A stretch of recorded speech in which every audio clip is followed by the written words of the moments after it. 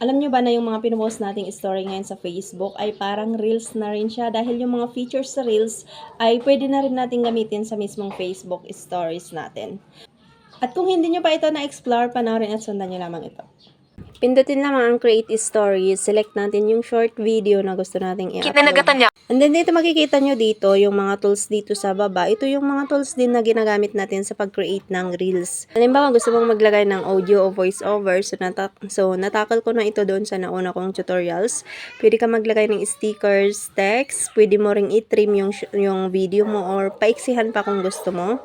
Pwede ka mag-mention or mag-tag, maglagay ng effects. Ayun, pindutin nyo yung effects. Yung mga effects na nandito ay ito rin yung mga effects na nagagamit sa Reels. Ayun, i-swipe left nyo lang, i-explore nyo.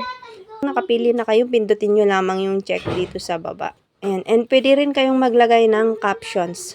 Ayun, pindutin nyo lang yan. At kung ano yung narinig sa inyong video, ay lalabas yun dito sa inyong lalabas yun dito sa inyong screen.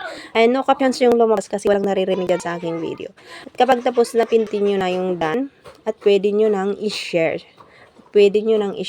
Follow and share for more tips.